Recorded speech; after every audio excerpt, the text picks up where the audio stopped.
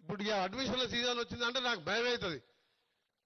పోయొచ్చిన sir నారాయణకు ఈ బ్రాంచ్కు చైతన్యకు ఎంతన్నా రానంటే 3 లక్షలు అన్నాడు. అది ఉండేదే 2. ఆయనకు తెలిసి ఇట్లా కోమంటాడు. ఇంకా మనసులో అనగానే 3 పోంటాడు. మనం ఫోన్ చేయగానే సార్ మంచిది సార్ 2కి ఇస్తా అంటాడు. అసలు 2 లక్షలు దాని ఫీజు. చెప్పుడు 3 చెప్తాడు. ఎంత దొంగలంటే వాళ్ళ గురించి ఎంత తక్కువ మారుతుంది అంత మంచిది.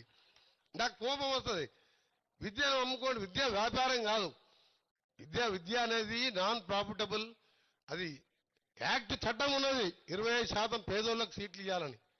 ఆ చట్టాలకు తూట్లు పొడిచి ఈ దొంగలు ఇవాళ కార్పొరేట్ పేదవాళ్ళని దోసుకుంటూ టీచర్స్ కూడా ప్రైవేట్ స్కూళ్ళ కంటే ఇక్కడనే ఎక్కువ.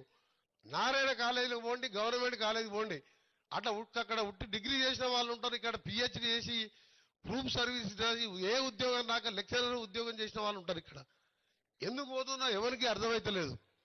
పట్టిస్తే ఎంతో మంది 100ల మంది విద్యార్థులు ఆత్మహత్య చేసుకుంటున్నారు. నాకే ఇట్లా ఛాన్స్ వస్తే తప్పకుండా నేను ఎప్పుడైనా ఎడ్యుకేషన్ మినిస్టర్ అయితే మాత్రం ఈ కార్పొరేట్ స్కూళ్ళన్నీ కూడా బంద్ చేసేది ఖాయం. గవర్నమెంట్ స్కూళ్ళలోనే చదువుకోవాలి.